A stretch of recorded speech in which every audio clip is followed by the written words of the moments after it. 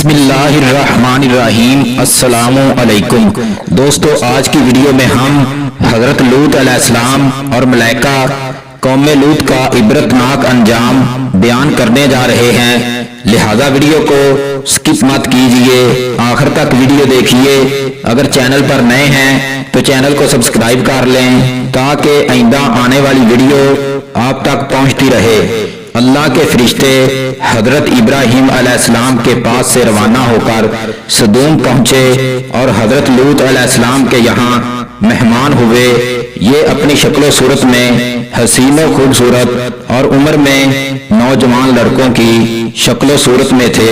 हजरत लूत अलैहिस्सलाम ने उन मेहमानों को देखा तो घबरा गए कि बदबख्त कौम मेरे इन मेहमानों के साथ क्या मामला करेगी, क्योंकि अभी तक उनको ये नहीं बताया गया था कि वो अल्लाह के पाक फरिश्ते हैं। अभी हजरत लूत अलैहिस्सलाम इसी कश्मकश में थे कि कौम को खबर लग गई और हजरत लूत अलैहिस्सलाम के मकान पर चढ़ आए और मुतालबा करने लगे कि तुम इनको हमारे हवाले करो।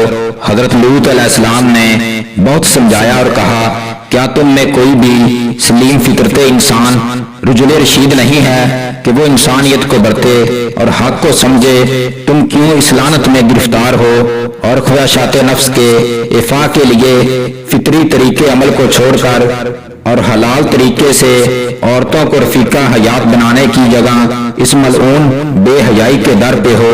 ऐ काश मैं रुकने रशीद की जबरदस्त हमायत हासिल कर सकता।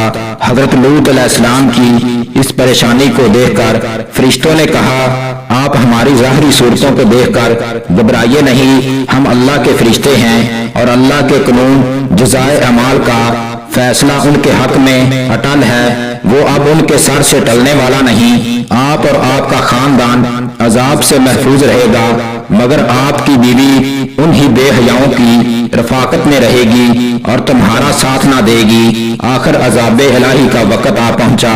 इब्तिदाई शब हुई तो फरिश्तों के इशारे पर हजरत लूत अलैहिस्सलाम अपने खानदान समेत दूसरी जानब से निकलकर सदूम से रुखसत हो गए और उनकी बीवी ने उनकी रफाकत से इनकार कर दिया और रास्ते ही से लौटकर सदूम वापस आ गई। आखिर शब हुई तो अव्वल एक हैबतनाक चीख ने अहले सदूम को तहबाला कर दिया और फिर आबादी का तख्ता ऊपर उठाकर उल्ट दिया गया और ऊपर से पत्थरों की बारिश ने उनका नामो निशान तक मिटा दिया।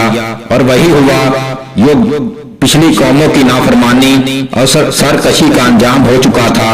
हजरत लूत अलैहिस्सलाम अपने खानदान के साथ सदूम से हिजरत करके एक बस्ती में चले गए जो सदूम से करीब ही आबाद थी। आफ्ताब निकलने के बाद जब उन्होंने सदूम की जानब देखा तो वहां हलाकत व बर्बादी के निशानात के सिवा और कुछ ना था।